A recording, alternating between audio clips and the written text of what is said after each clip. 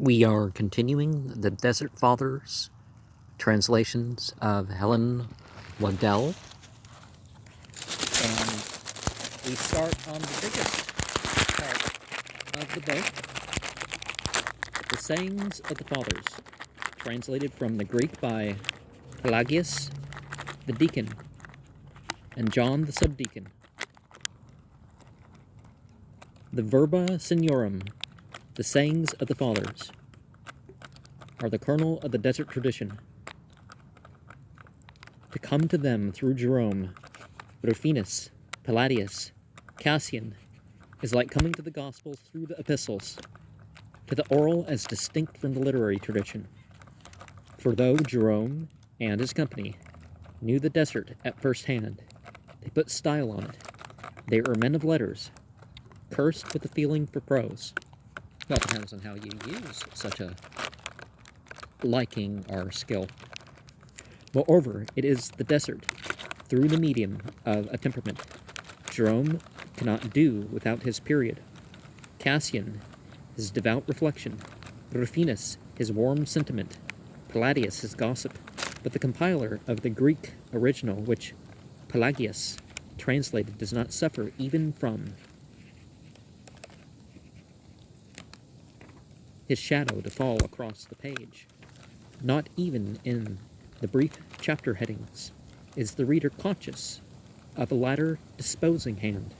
There is no attempt at characterization. If he once uses the word great, it is in the reported speech of another.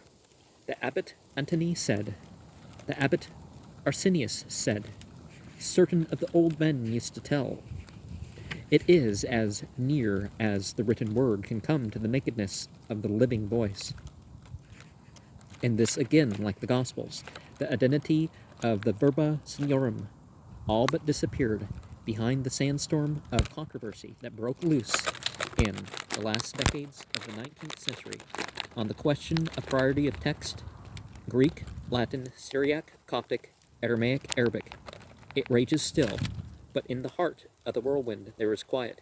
There, the Abbe Brahman's enchanting vision sit the great antagonists in the cells of Paphnutius or Pomen, fervent and docile, each on his little stool of reeds, however multifarious the versions, the source is one. The desert of Skeet, to which one journeyed only by the signs and courses of the stars, and the voices are, for the most part, the voices of men who lived there between the middle of the 4th and the middle of the 5th century of the Common Era. In Skeet, as in Galilee, says Pierre le Breton, the phrases are struck out with such vigor that they engrave themselves upon the heart. They are repeated, and the oral tradition little by little takes shape in the written collections. There was one already in existence made by Evagrius before 400, and in both cases one finds a similar transposition from the vulgar tongue, Aramaic or Coptic, into the literary language, the Greek. Jerome, in the Syrian desert, clamored for letters from his friends, for they talk with me. They at least know Latin. Here, one must learn this barbarous half-language or hold one's tongue. Yet it is not to be assumed that either the fathers whose speech is recorded were all of them either Egyptian or illiterate. Arsenius was reckoned a scholar both in Constantinople and in Rome, a master of both the Greek and Latin languages, like the silent Theon of Thebaid, who walked in the desert at night with the wild things of the desert walking by his side. Marcius was an elegant scribe. Evagrius Ponticus, the author of several books, one on invulnerability, which Rufinus translated, was dismissed by Jerome with the gibe that whoever attained to that pitch of insensibility was either a stone or God. Yet, that shows how loose some of the meaning for God is. Well, no, I mean, there's looser examples, of course, but yet Arsenius's friend was a shepherd that had never lived in any town, and when another wondered at it, he made answer that he indeed laid hold on the learning of Greece and Rome, as this world goes, but knew not even the alphabet of his shepherd's wisdom. There is one famous collection in Greek in which the sayings of each father are grouped under his name, and the whole alphabetically arranged, so that it becomes a dictionary of little biographies, yet the result is rather that of a necrology, a hortus siccus, in place of Jerome's desert of flowers in spring. Desert, that art, God's familiar.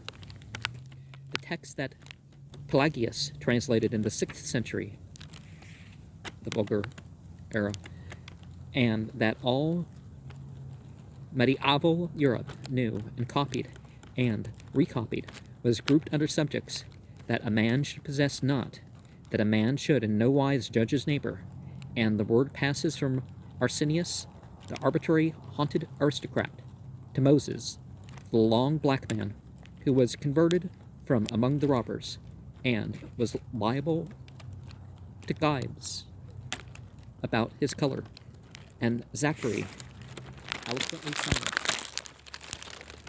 and Theodore, whose speech was like a sword, and Nistero, that had known Antony, are a certain old man, as anonymous as the compiler.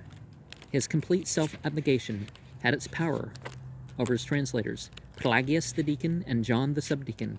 It is generally accepted that the first is that Pelagius, who became pope in 555, an excellent Greek scholar, and one that had been much employed in ecclesiastical embassies to the Eastern Church. He stopped midway in the 18th chapter, possibly because his accession to St. Peter's chair, with its administrative burden, left him no time to tread again the ancient track.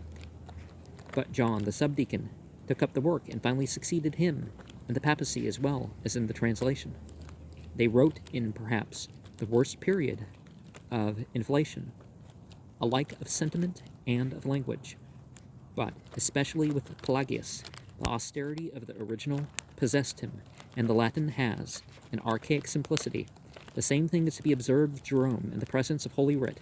His taste, as in the life of St. Paul the Hermit, could sometimes be execrable, but in the Vulgate he sacrifices his style, and even the grammar that Donatus taught him in Rome, to give as exact a tracing as he can of the very structure of the original, as well of its meaning, so that one will find him writing Dixit ad eas instead of Dixit eis, the better to level at the Greek.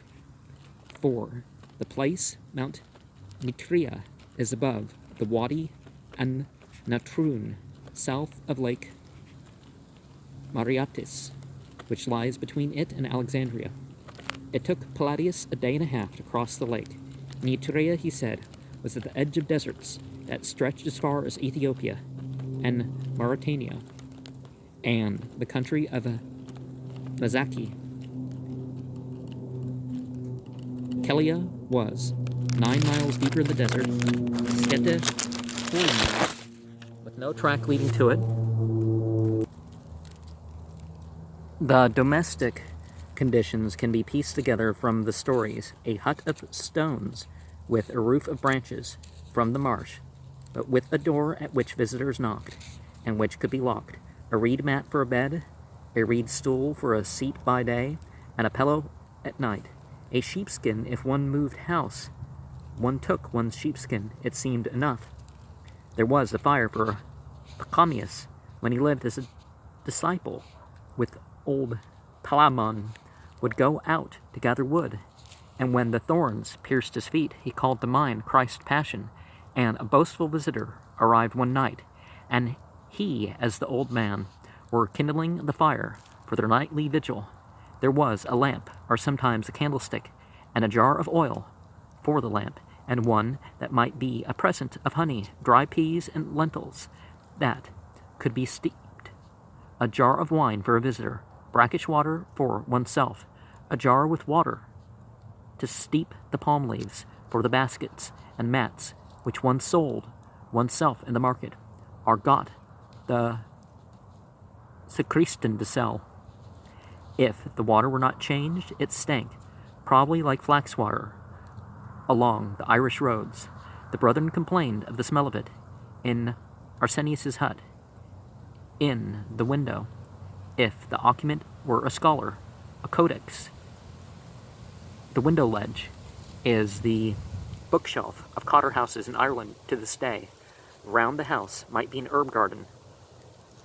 The harsher anchorites depreciated it, but Antony himself planted one, and begged the wild donkeys not to damage it. The bread hung in a basket, or might be stored in a cupboard. Poor as the furnishing was, desert thieves came to pillage. Pelagius came home to find one in his hut, and stood by like an obliging stranger, in helping the thief to load his animal, and finally let him out, making no noise. But Macarius, the brethren said, was like God, who shields the world and bears its sin. So did he shield the brethren, and when a man sinned, he would neither hear nor see. Now, of course, we can defend ourselves and all that. One note on a point of translation: the word abbess used by Pelagius for the senior and more reverend dwellers in the desert is a difficult one. The nearest approach to its meaning here is probably the Hebrew rabbi, or the affectionate respect of the French maître, father. In this connotation is too modern, yet abbot means the head of a religious community, and many of these were solitaries. That, in spite of this, I've kept to the literal translation is partly because Pelagius himself chose it in preference to pater, and partly because it echoes the Abba of the Gospels. And, you know, keep an herb garden, keep another garden. Just you know, be humble about it. Maintaining your body is essential.